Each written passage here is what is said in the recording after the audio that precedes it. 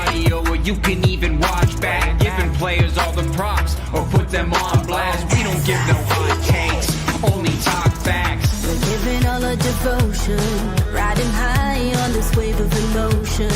Going all out, yeah, cause this is our time. No, ain't no stopping us till we reach the finish line. All in, we came here to win. We're gonna give everything. S-I-C-K on the run. S-I-C-K, sick, sick. On fire, we're ready to fight.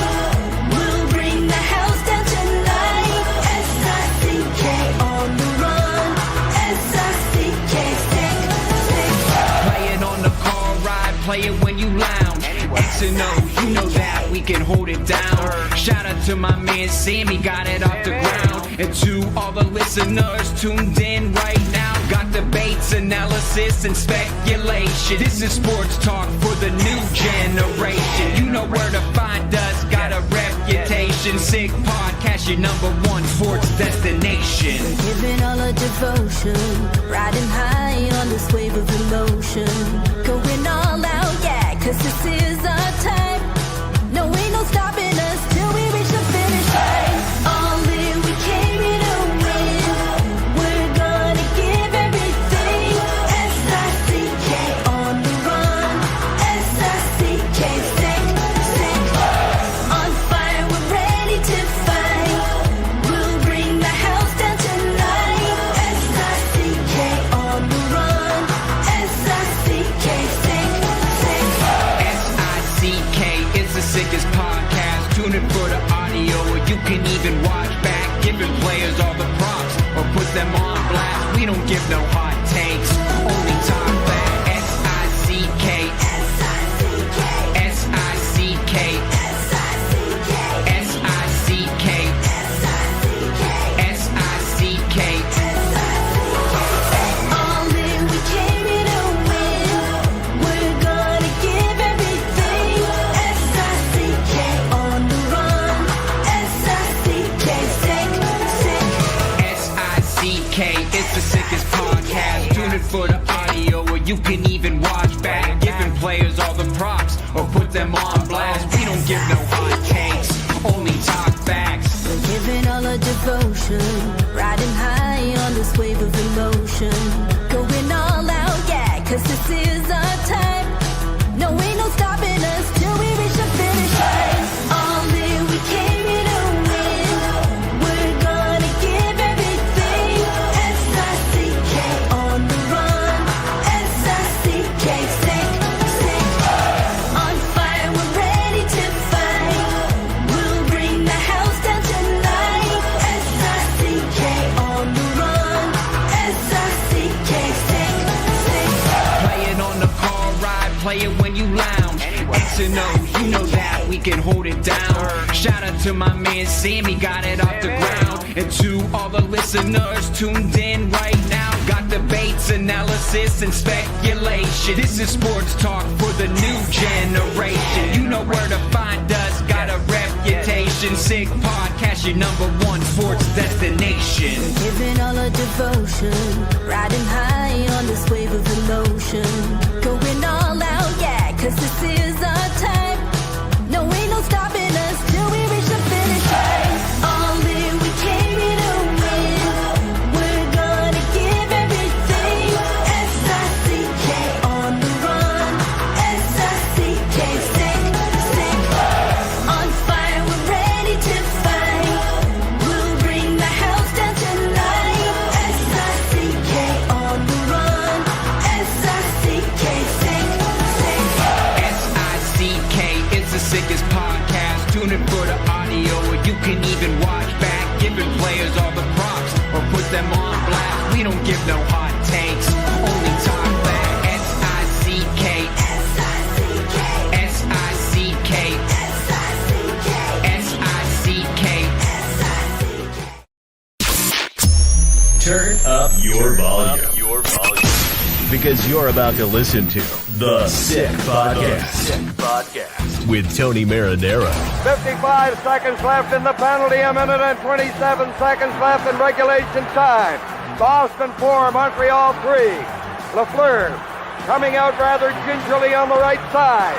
He gives it into Lemaire, back to Lafleur. Oh! The sickest Montreal Canadiens podcast. You're in the ball! Sports entertainment like no other. Rejoint, on lui fait perdre la rondelle, une passe devant. Et c'est le dégagement et ce sera la victoire des Canadiens. Stanley pour les Canadiens. Le 23e de l'histoire. You found the dogs! John, you found the dogs! He found the dogs! And all together, they worked a young team to the top. And now, a 24th Stanley Cup banner will hang from the rafters of the famous Forum in Montreal. The Canadiens win the Stanley Cup. Brought to you by Energy Transportation Group. Driven to be different. La Vida Tibi. Embrace your true nature. And Playground, your premier gaming destination. It's gonna be sick. Marinaro, the Sick Podcast on this Tuesday, May 20. This podcast was recorded prior to Game 1 of the Eastern Conference semis between the Carolina Hurricanes and the Florida Panthers, which started at 8 o'clock. So at the time of this showing right now on YouTube, Facebook, and Twitter, this game is not over yet. So anyway, that's why you're not going to hear about the game, because it's recorded prior to the game so that we can all watch the game and we can all enjoy it. And the Sick Podcast is brought to you in part by Playground, hosting the Moneymaker Tour from up until May 20 with over 1.4 million in guarantees, your chance to experience world-class poker alongside the tour's namesake. 2003 WSOP main event champion Chris Moneymaker, not all. Chris Moneymaker himself is going to be at Playground playing in events and hosting exclusive meetup game. And he did so, of course, a couple of days back, where you got to take a seat and battle with the legend. Poker history was made once again at Playground. Playground joined them, all right? They're only minutes from downtown Montreal, just over the Mercier Bridge. And Playground experienced the Strip without the trip. It's also brought to you in part by Bittt Tibi. You see those beers in that fridge, of course. Well, Bittt Tibi, they launched their new Ultra Lager, refreshing, thirst-quenching beer, perfect for summer with only 90 calories, 2 grams of carbs, 4% ABV per can. Available in a pack of 6 and 12 in grocery stores all around the province of Quebec. Ultra light, ultra refreshing, and also brought to you in part by, check them out, okay? This is what it's Bomboloni, made from Bomboloni Boss. Now available in all Metro grocery stores in the province of Quebec. Their website has a store locator to find the grocery store nearest you. Chocolate fudge, dulce de leche, and pastry cream, as you can see on this box. Just thaw out for 2 hours and enjoy. So you're about ready to watch the hockey game. One of your buddies calls you, says, I'm coming over tonight. You go into the freezer, you grab this box, you take it out, you let it thaw, and boom. It tastes just like fresh. They're absolutely delicious. They are an amazing pastry. They are an Italian-style donut with such a better texture and such a better flavor. And once you try one, you're going to say, Tony, you were right. Remember these two names, which is one name, Bomboloni Boss, because they are the boss of all Bomboloni around the world. All right, okay. Without further ado, let's bring in Eric Engels from Sportsnet. Eric, how are you? I'm good, man. This is a series that you're actually going to be covering, right? Carolina and Florida? Yeah, I'm in my gorgeous hotel room here in Carolina. As you can see, the setting's a little different. Yeah. I wish I had a Bomboloni, man. I wish I had a Sfuyatel, a little. Yeah. Is it really a Bomboloni's are better, by the way? Is it really a luxurious hotel, or is it? No. So you're really it's nice enough. I'm not complaining. I just mean the setting's a little different than where I normally am. How far are you from the rink? 15 minutes. How far are you from Toronto? Pretty far. All right, because pretty far away in Toronto right now, some are trying to justify the Leafs collapsing on home ice, not only in Game 5, but also in the very important Game 7, where after 7 minutes, Eric, the shot attempts were 21-0 for the Florida Panthers. And some are saying, well, they didn't go up against just anybody. They went up against the defending Stanley Cup champions, which is also true. But let's be honest here. Given their track record, given their history, given the fact that they've won only 2 series in the last 20 years, everyone expected so much better than a 6-1 loss on home ice in Game 5 and in Game 7 21 shot attempts to 0 after 7 minutes, like I just mentioned. This was a Craig Berube team, and everyone said Craig Berube won the Stanley Cup with St. Louis. This guy's been there before. He'll have them ready. Many thought it was going to be the year of the Leafs, at very least, going to a Stanley Cup final. The Florida Panthers have been very, very nice with their former opponent, telling everyone they feel bad for Toronto. Toronto put up a great fight. This was a different year. This was a different Toronto team. Brad Marchand said of all the years, this was the one that he was most worried about playing Toronto in a Game 7 because this year they were different.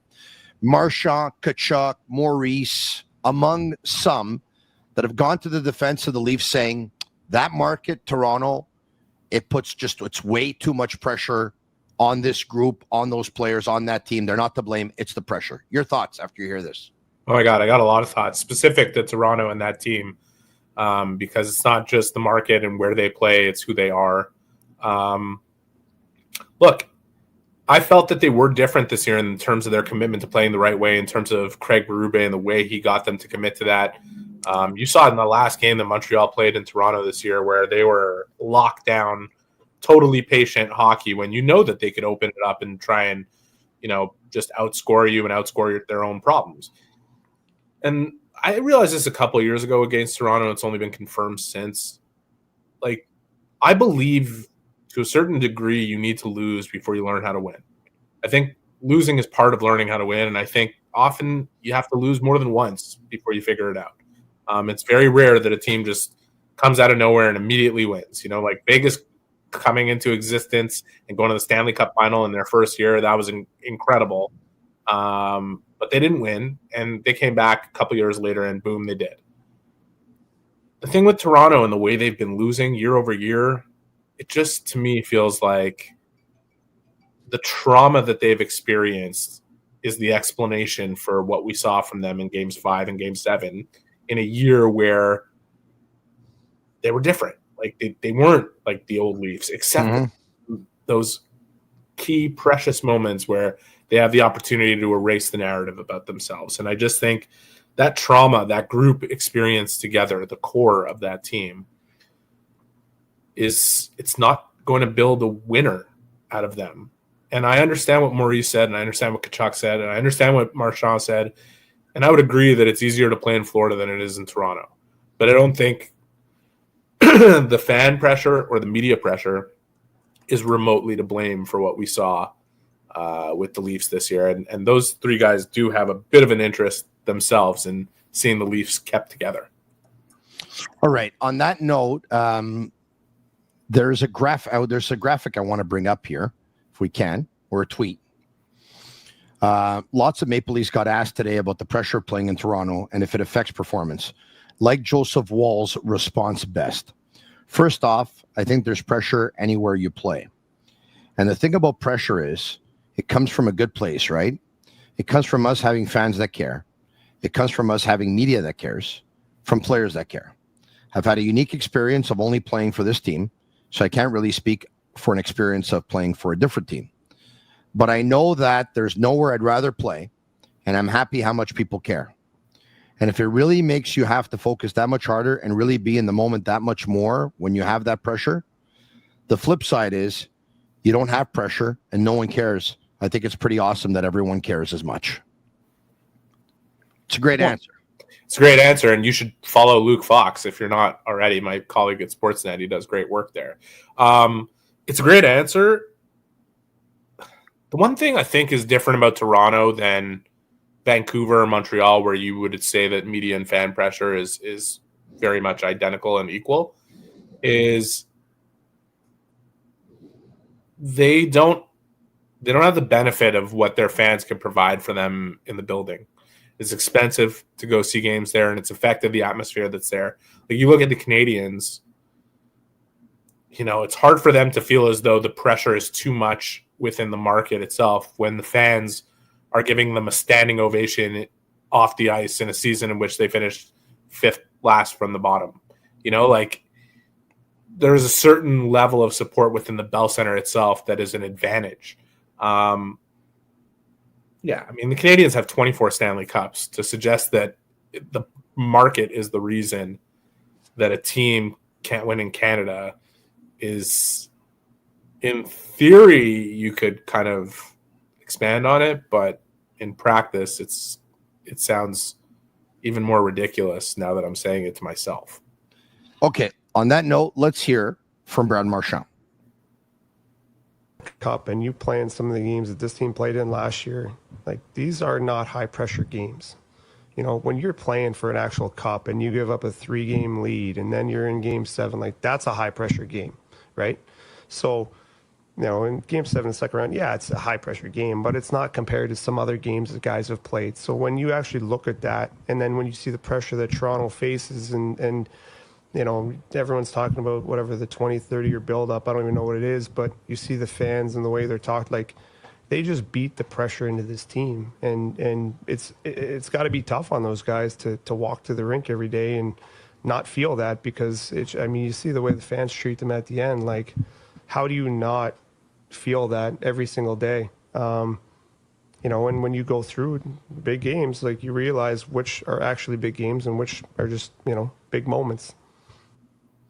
All right, Brad Marchand, when you go through big games, you realize what are big games and you realize what are big moments. And yeah, it was a big game for Toronto, but this organization, the Florida Panthers, they played a game 7 of a Stanley Cup final last year after being up 3-0 in a series and then having the opponent come back to win the next 3.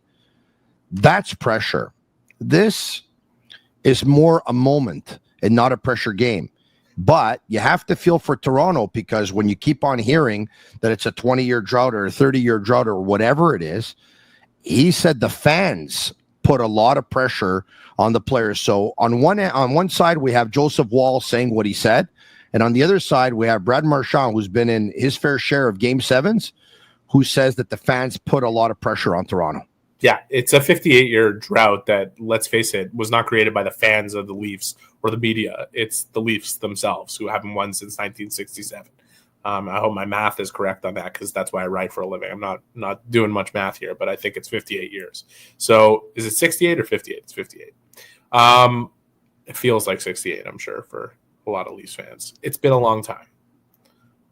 But for the players themselves, they're not carrying around that history. They're carrying around the same expectations and pressure that they put on themselves for their entire lives. And, you know, the broader discussion here, Tony, is not what it is in Toronto. It's what it is in Canada, where there's been a cup drought since 1993.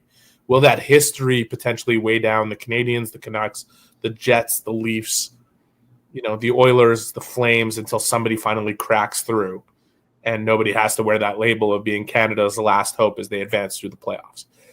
I don't prescribe to the idea advanced by Maurice, Marchand, and Tkachuk, even if there's hints of truth to things that they were saying, that it's the media or the fans that are in the way of these teams that should be great in breaking through. What's happened at the core of the Toronto Maple Leafs is something that needs to be resolved this summer. And I think if you're the Canadians or the Oilers or the Flames or the Jets or the Sens or anybody else in Canada, you've got your own thing going, and you will be thankful if you ever break through that it was these fans and in a media market where there is constant attention on your team, that'll be a big factor in why you end up winning one day. I look at any other major franchise in sports. They are major franchises because of their winning history in the places where the pressure is higher than it is anywhere else from an external standpoint. Meanwhile, Tony, I've been in this game for 17 years, you know, in the covering professional hockey at the NHL level. I've never once heard a player say to me that the pressure that the fans and the media put on them is greater than what they put on themselves. Like, never. That's not even a thing. And anybody who would prescribe to that mentality would be labeled a loser if they thought that way. Yeah, and here in Montreal, look, the Canadians, we have to admit, though, it's a different situation, right? They've been in the rebuild for the last 3.5 years. Not too many people expected them to make the playoffs this year. And for many, the fact that, you know what, they made the playoffs, it was already a victory. And sure, everyone still wanted to win. But the expectations in Montreal much different than the expectations in Toronto. That's right now. there's over 100 years of Montreal Canadiens history. With You're right about that. Stanley Cup You're right about that. And that's what I was getting at was the pressure is relentless. And that's what I was getting at was no matter how much pressure was put in Montreal to beat the Bruins for all those years that they played each other. And for many of those years, for a span of about 45 to 47 years, every time they played, the Canadiens always found a way, whether it was a power play, whether it was a too many men on them, whether it was a giveaway, whether it was Guy Lafleur, whatever.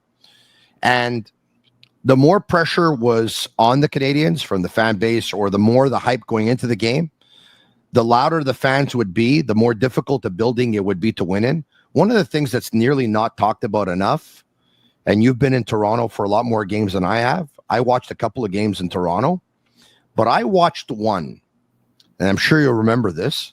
It was the last game of the regular season for the Canadiens. They win and they make the playoffs. They lose and they're out. I think Michael Ryder scored a hat trick, but they lost 6-5, Sure. right? Yeah. That the first night, game I ever wrote about, by the way. That's 17 years ago. Is that right, eh? Yeah. That game, so you can remember this, the ambiance in the building for an arch rival killing the playoff chances of their arch rival, the ambiance was non-existent. It was terrible. That's the disadvantage in that market, right? Like terrible. In Montreal and in Vancouver and in Calgary and in Edmonton, is it hard sometimes from a media standpoint, from a fan standpoint, on the players and the coach and the GM and everybody else? Absolutely. I remember speaking to Ken Holland, post his tenure in Edmonton, and now he's found his way to Los Angeles, and asking if he misses it. And he says, I don't miss the days between losses. I don't miss that 24. We could be playing the next day, and that 24 hours between a loss and your next start could feel like a month. That's understandable. And there's hints of truth, like I said, to, you have to consider the experiences of Paul Maurice, who coached in Winnipeg and Toronto, of Brad Marchand, who played his entire career in a very high-intensity market in Boston, of Matthew Tkachuk, who started his in Calgary and was around St. Louis when St. Louis was a thriving hockey market and his dad was playing there. Of course, they've seen the other side of the coin and playing in Florida and understanding that, they could wake up the next day and it won't necessarily be all over the papers and on every fan's, every sports fan's mind if they were to lose to the Hurricanes in the conference finals right now. They won their cup and whatever it is, but even if they hadn't, I don't know if the narrative would be anywhere near as intense. And actually, I do know it wouldn't be anywhere near as intense as it is around Toronto right now. But at the foundation of winning and losing is all internal. It's not what's happening outside and in the marketplace and in the fan base and in the media. It's what's happening inside that room and at the core. Let's take it to Carolina. And by the way, if I can, for those who missed it, Eric, earlier today, John Tavares said that he had a positive discussion with GM Brad Treliving and head coach Craig Berube, and he's optimistic that they can work something out and that he'll be back. Mitch Marner, when asked about it, said that he's loved his time in Toronto, almost spoke in the past tense, but then when asked, but you want to be back, yes or no, said, you know what, I'm going to sit down with my wife over the next couple of weeks here, and we're going to make a decision. All right. Austin Matthews, he still has confidence in everyone. Craig Berube says that he wants to see Marner and Tavares back with the team. Austin Matthews said it was a tough year physically. Said he had an injury in training camp, and he's confident that he'll be back to 100% to recover from this injury that he had since training camp. Continue, Eric, please. I was going to take it to Carolina, but last comment on the Leafs here. There's going to be some sort of dramatic change here. It's probably got to happen at the top with Brendan Shanahan, and probably at least with Mitch Marner. Free agency. The real question they need to ask themselves is that enough?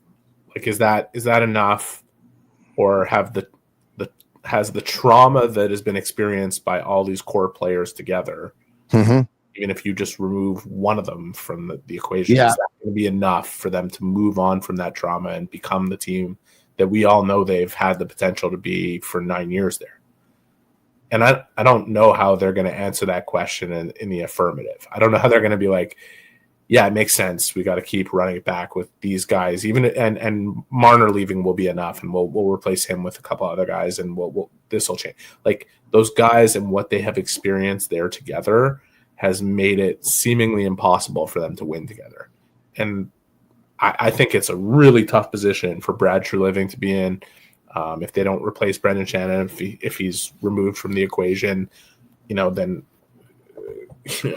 I don't know how they're gonna figure that out, because it's so complicated, right? Like you have these great players at the core of your team. You don't want to just start blowing it up and pushing the long-term goal of winning a Stanley Cup that much further down the road. But I don't see how it's ever going to happen with the core of players that they have there. And it's not to say anything bad about those players specifically. They're all individually great players who probably some of them will be winners elsewhere. Like Luke wrote in his post game of Game 7 that some of them will move on and potentially win elsewhere, the way Nazem Kadri did, like the way Phil Kessel did. Yeah.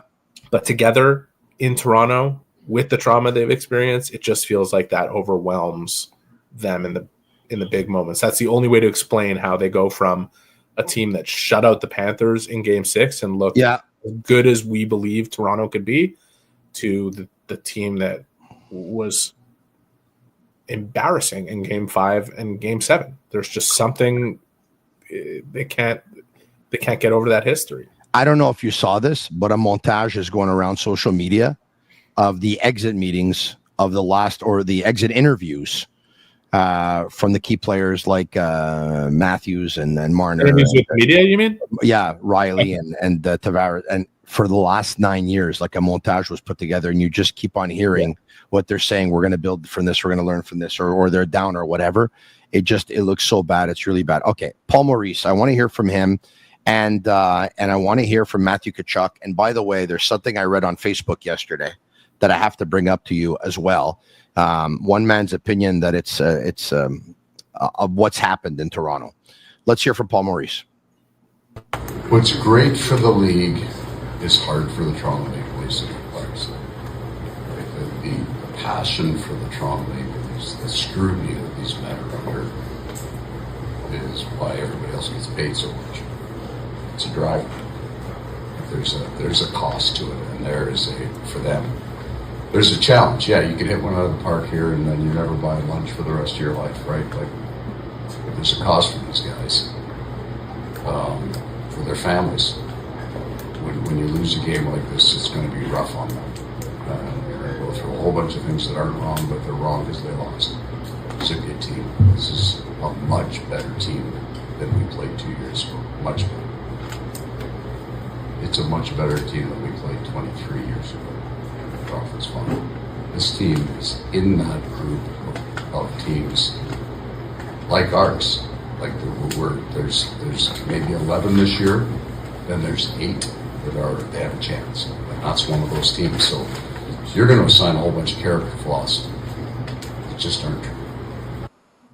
Wow. We'll get to Paul Maurice's remarks in just a minute. The Sick Podcast brought to you in part by Energy Transportation Group, a leading full-service logistics provider serving all of North America, driven to be different, a top fleet employer in Canada, a great place to work. Check out their website, shipenergy.com. Take a look at the career section. Who's going to win in the semis? Well, it's your chance to put $1 or $2 down, go all the way with Betway, get a free bet up to $200 if your first bet loses. That is, scan the QR code on the screen or click on the link in the details section to create an account. Redeem your welcome offer. Offer is only available for new customers. Terms and conditions apply. Offers not available in Ontario. Must be 18 years of age and older. Please play responsibly. Paul Maurice says you're going to assign all kinds of character flaws. It's simply not true. This team is better than any Leafs team that we've played in the past, and they're in that group of very good teams that has a chance. Did you read, Eric, a piece from former Montreal Canadiens strength and conditioning coach Scott Livingston, by chance? I'd love to read it to you. Scott put this up on Facebook. Why the Leafs keep choking. It's not just the roster, it's neurology. Year after year, the same conversations swirl around the GTA. The Leafs choke. The narrative never changes, no matter how many players they swap, how many coaches they hire, how much leadership they bring in. It's always the same questions. Do they have the right combination? Is the leadership strong enough? What's the character of this team? But here's the thing. It's not just about combinations and permutations. It's about something far more fundamental. Neurology. Flight, fight, freeze. That's the sympathetic nervous system in action. The rawest expression of human response to pressure. And if you watch closely, the Leafs don't fight. They don't flee.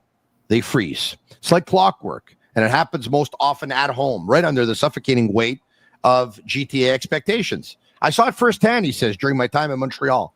The pressure there was intense too. But at least the Canadiens could point to the 24 Stanley Cups. That legacy cushions the blows. The Leafs, all they have is dust in the wind and the ghosts of a legacy that never was. Meanwhile, Florida's a different world. Down there, players drive golf carts to practice, wearing flip-flops and T-shirts. Winter is just a concept. The weight of legacy, it's non-existent. You can build a team in that kind of freedom. There's no one standing over your shoulder with a half-century of frustration painted on their faces. The difference is energy. It's neurological and psychological, and it's at the very core of why the Leafs can't get over the hump. Until people around the team realize this, until they find a way to rewire that fear and reframe that pressure, it won't change. Because right now, the only thing skating harder than the players is their fear of failure. The Leafs don't need more talent. They need to stop freezing. They need to unlearn the fear. Scott Livingston. Your thoughts? I don't disagree with it. It's just a question of where it comes from. Is it environmental or internal? My belief is it's internal.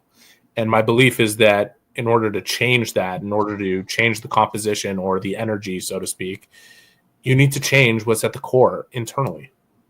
And I don't think it's going to be enough, like Mitch Marner out. I don't think that's going to be enough to change what this team has experienced together and the way they have framed it in their own minds and the energy with which they approach those situations. If anything, Mitch Marner out is going to be one less 100-point man in the regular season.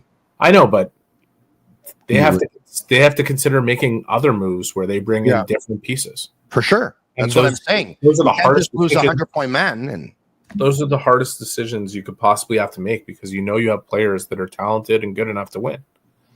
I don't think they can do it there because I don't think they can go through that reframing process that Scott is talking about internally with people that have already experienced it and had their brains wired and their energy wired to freeze in those moments.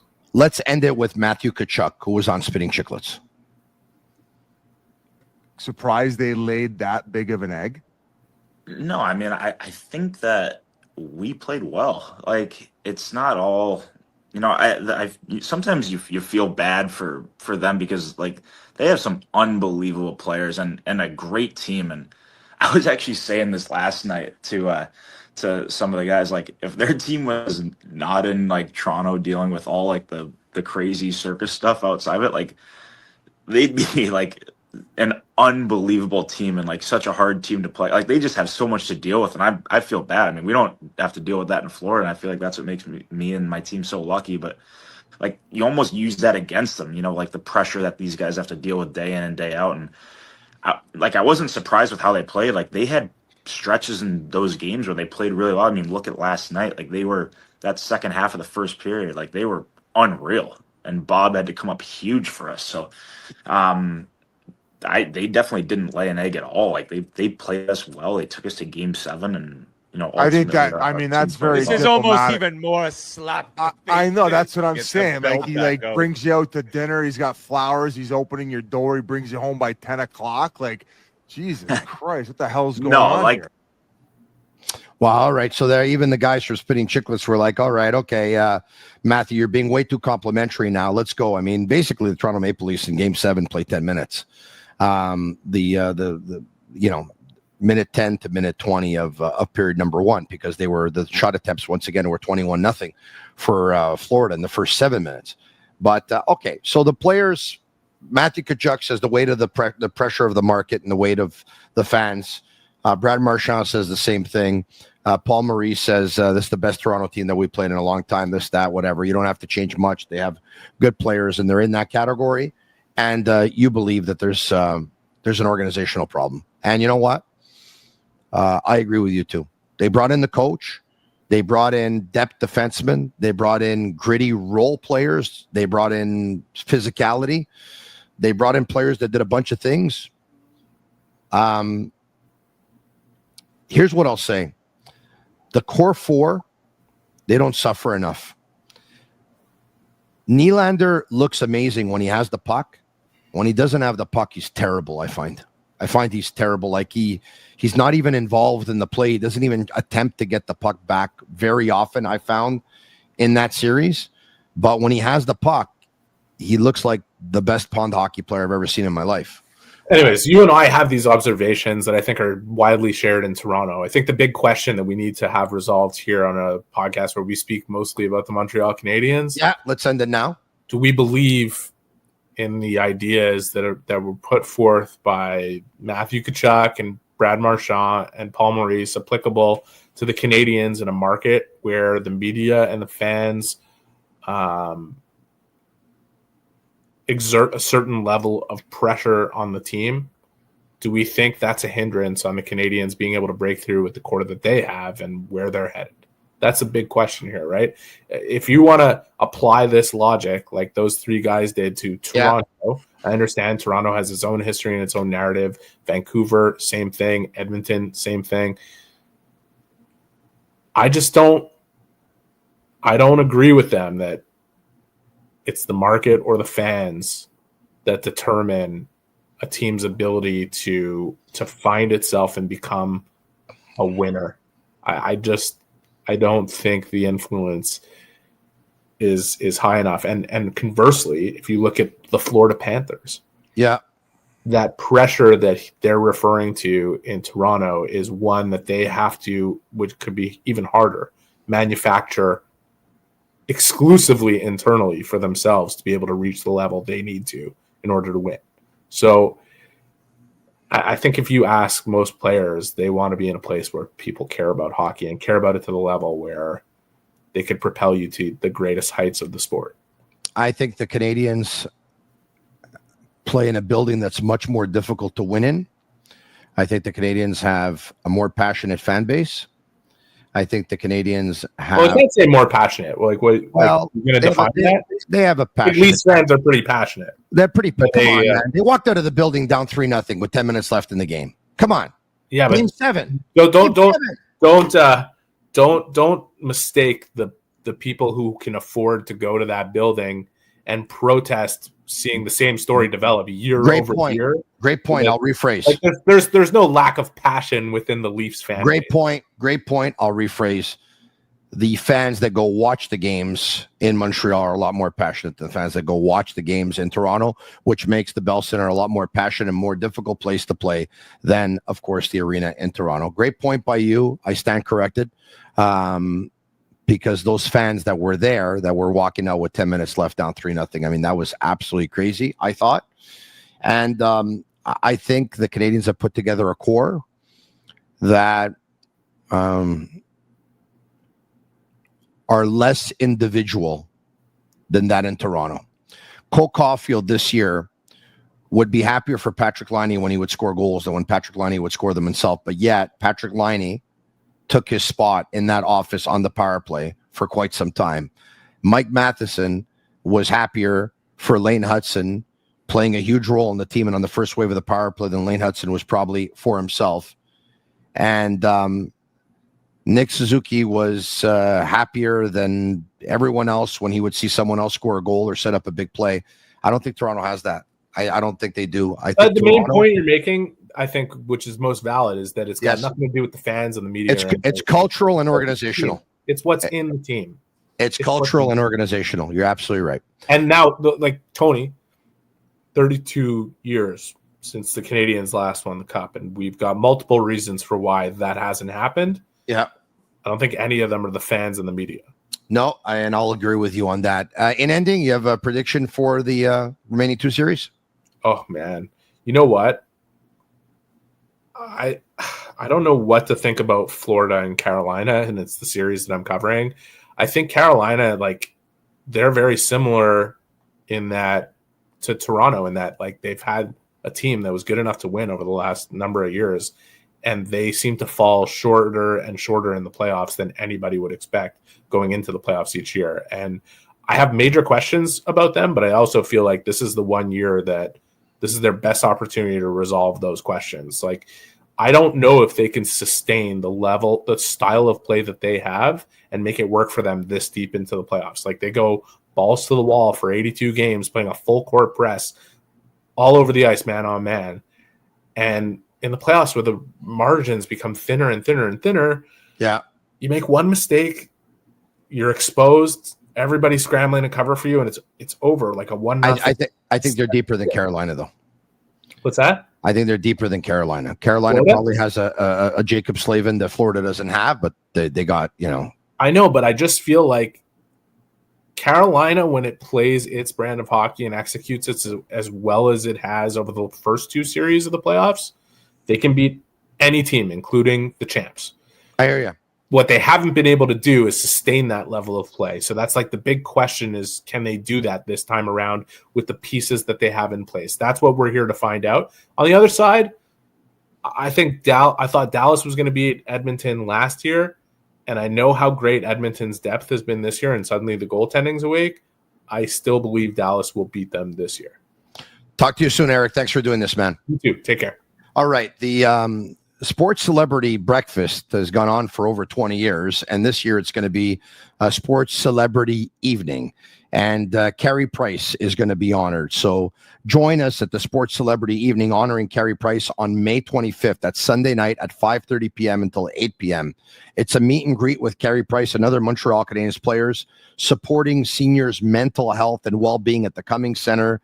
It's an exclusive event. There's a couple of tickets left. Tickets are on sale now. And the website for those to buy tickets for the event, do we have it? It's cjcsfoundation.crowdchange.ca. cjcsfoundation.crowdchange.ca. Just went to it myself, and there you have it. And right in the middle of the page, you'll see Sports Celebrity Evening in support of seniors' mental health and well-being. And you just click on that link, and that's where you're going to be able to buy those tickets. Special thanks to everyone watching, of course, on YouTube, on Facebook, and on Twitter. Special thanks to Sammy and Yellow at Master Control. Leave us a 5-star review on Apple. It's our way of feeling the love. It's a sick podcast. Marinaro will go 12 months a year. We're back tomorrow night, same time, same place. Ciao for now. And that's a wrap. Hope you don't miss us too much until next time. Follow the Sick Podcast with Tony Marinaro on YouTube, Instagram, Facebook, Google Play, and Apple Podcasts. The Sick Podcast is brought to you by Energy Transportation Group, driven to be different. Bittt, embrace your true nature. And Playground, your premier gaming destination.